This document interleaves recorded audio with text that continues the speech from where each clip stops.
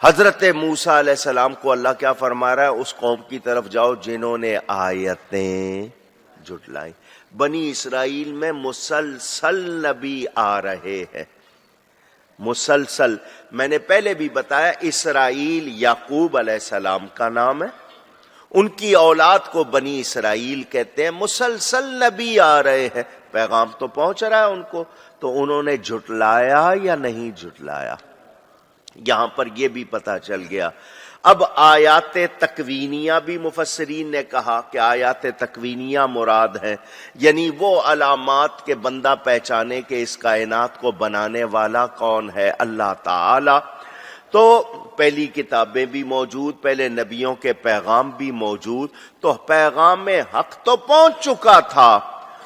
نوح اور ان کی قوم نے، اسی طرح دوسرے انبیاء اور ان کی قوم نے، پوری ایک تفصیل قرآن میں بھی ہے، کتابوں میں بھی ہے، نبی آتے رہے، پیغام پہنچاتے رہے، قوم نے مانا نہیں۔ اللہ تعالی نے فرمایا موسیٰ تم کو ہم نے اپنے معجزات بھی عطا کیے ہیں۔ قرآن میں معجزے کے لیے آیت کا لفظ آیا ہے۔ کیا لفظ آیا؟ آیت، نشانی، اللہ کی نشانی۔ بِآیاتنا فَاذْهَبَا بِآیاتنا، اللہ نے فرمایا ہمارے معجزات لے کر جاؤ۔ تو اللہ تعالی نے بھیجا، اللہ تعالی کے حکم سے حضرت موسیٰ علیہ السلام گئے، اور اللہ نے فرمایا موسیٰ جھیڑک کے بات نہیں کرنی، ڈانٹ کے بات نہیں کرنی، نرمی سے پیغام دینا ہے۔ پتہ چلا دین کی بات سمجھائی جائے گی تو اونچی، پھر کہیے نرمی سے۔ اب یہاں پھر مسئلہ آ گیا۔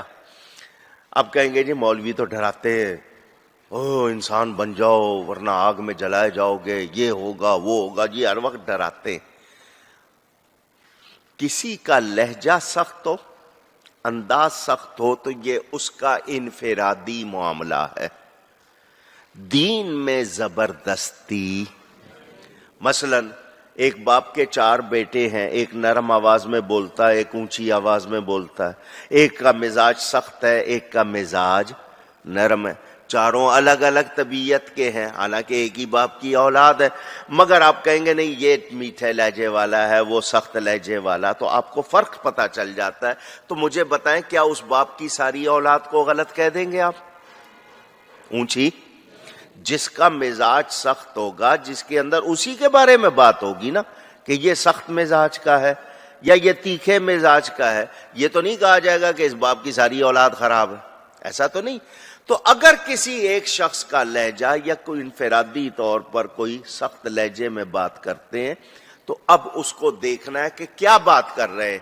بعض موقع ہوتے ہیں جہاں پر نشتر کا مطلب جو آپ کا چاقو ہے، چھری ہے، وہ چلانا پڑتا ہے۔ مثلا کسی کو زخم بن جائے اور اس میں زہر ہو جائے، آپ کہیں کہ نہیں جی اس پہ مرہم لگاتے رہو، تو وہ سارا اندر پھیل جائے گا، وہاں چیرا لگانا پڑے گا یا نہیں لگانا پڑے گا تاکہ باقی جسم بچ جائے۔ تو کہیں بات ہوتی ہے سختی کی کہنے والی، کہیں بات ہوتی ہے دوسرے انداز میں، لیکن اللہ نے موسیٰ علیہ السلام کو کہا جا رہے ہو، پہلی بار جا رہے ہو تو ذرا بات نرم انداز میں کرنا۔ حضرت موسیٰ علیہ السلام گئے، جا کر اس کو پیغام دیا، مگر وہ تو پہلے ہی ہٹ درم تھا۔ فرعون لقب رعونت کی وجہ سے ماننا ہی نہیں ہے، تو پھر کیا نتیجہ نکلا کہ فرعون اپنے لشکر کے ساتھ تباہ ہوا یا نہیں ہوا؟ اونچی۔ اب یہاں پھر پیغام حق سن کر، سچ سن کر جو نہیں مانتا، پھر وہ سزا پر اعتراض کر سکتا۔ کیوں مارا ہے مجھے؟ کیوں سزا دے رہے ہو مجھے؟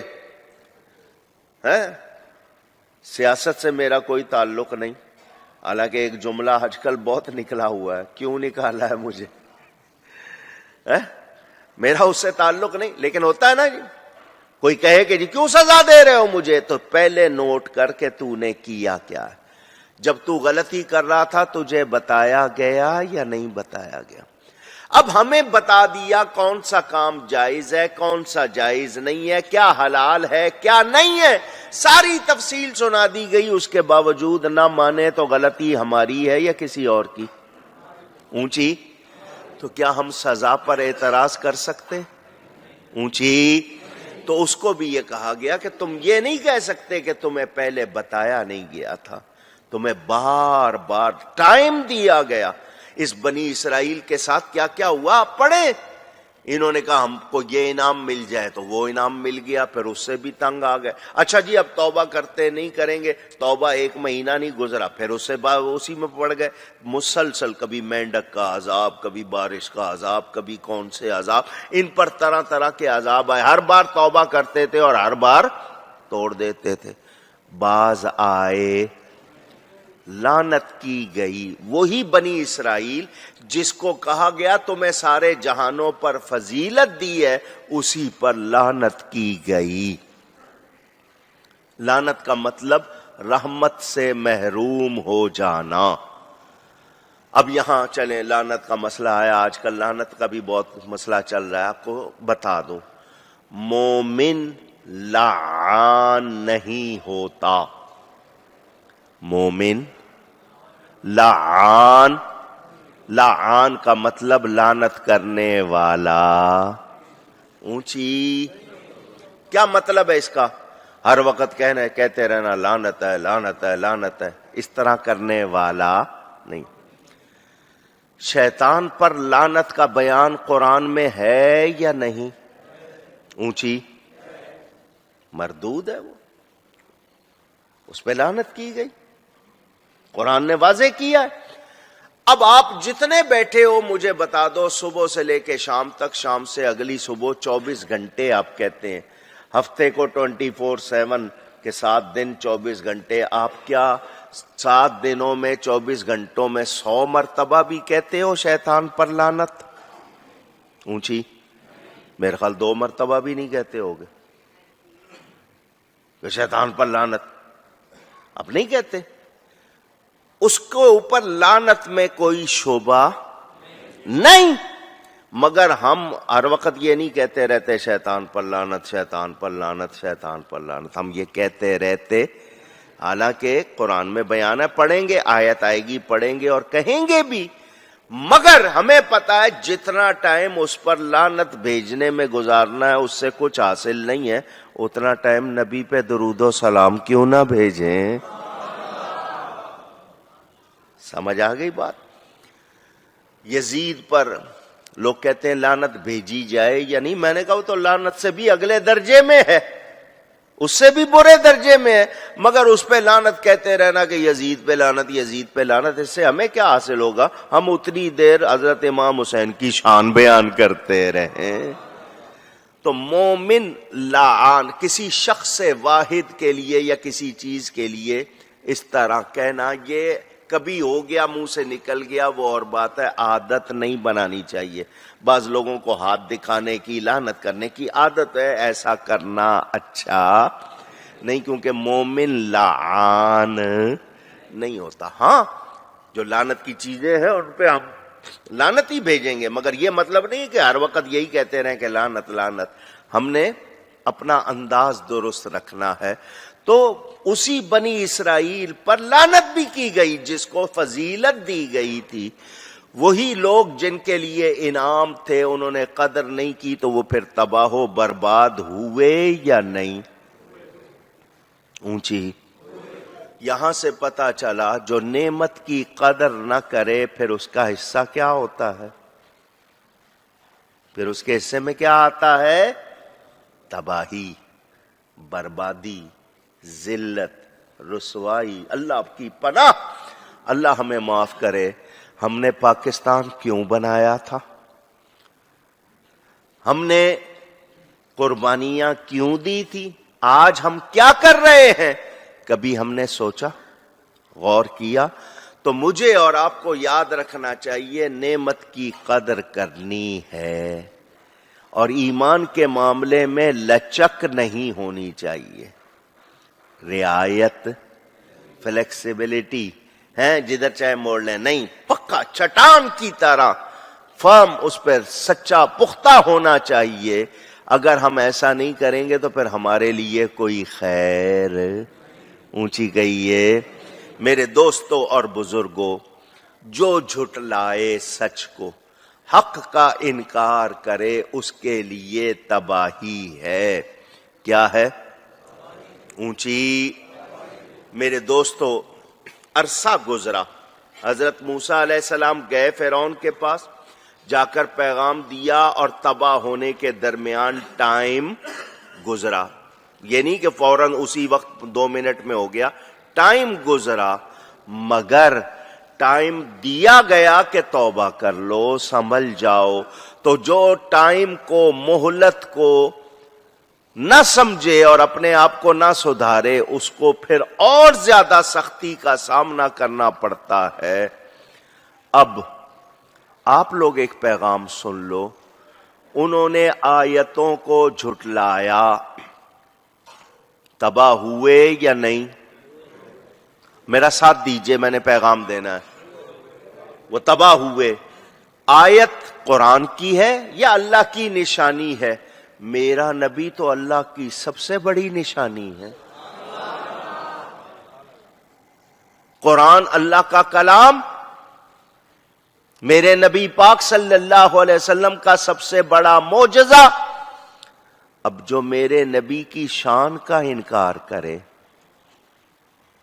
جو میرے نبی کی عظمت کا انکار کرے، جو قرآن کے حکم کا انکار کرے، اپنی مرضی سے اس کی تفسیر کرے، جھٹلائے، بتائیں اس کے لیے تباہی ہے یا نہیں؟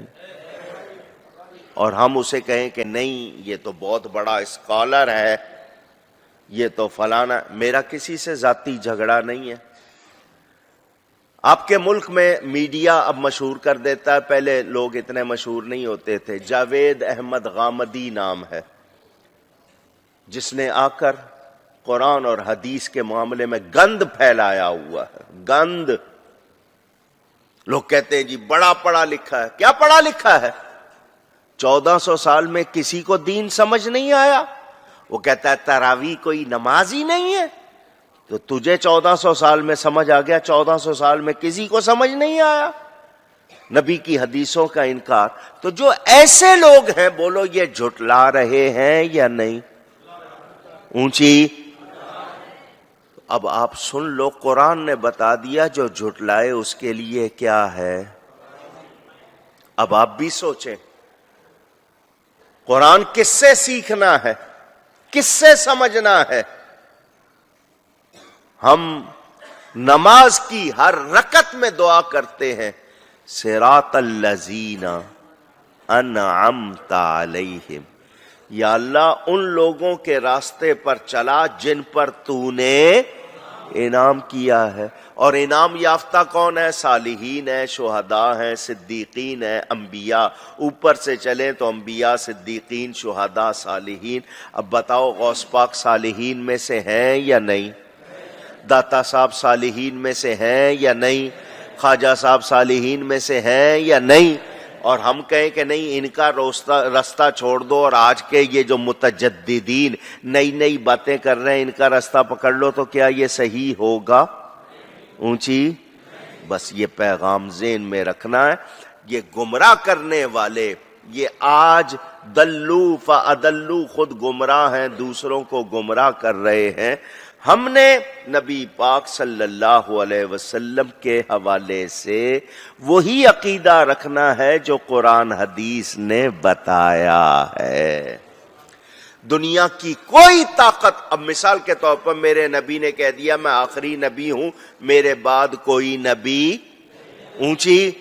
اب ساری دنیا زور لگا لے، برطانیہ نے نبوت کا جھوٹا دعوے دار کھڑا کر دیا، لوگوں نے بہت کچھ کر لیا، کامیاب ہو سکیں گے؟ اسی طرح کوئی میرے نبی کے بارے میں کوئی بھی ان کی شان کا انکار کر دے، کیا ہم سن لیں گے؟ دنیا بدل جائے مگر ہم ایمان کے معاملے میں کوئی رعایت، اونچی کہہ دیجئے، نہیں کریں گے. ہمیں عقیدوں کے معاملے میں جو صحیح ہیں انہی پر رہنا ہے. جو نئی بکواس کریں یا پرانی کریں ان کو سننا نہیں۔ اللہ تعالی ہم سب کے ایمان کی حفاظت فرمائے۔ گفتگو میں کوئی غلطی ہوئی ہو اللہ کی بارگاہ میں توبہ کرتا ہوں۔ وآخر دعوانا ان الحمد للہ رب العالمین۔ یہ بیان ابھی جاری ہے انشاءاللہ، باقی آئندہ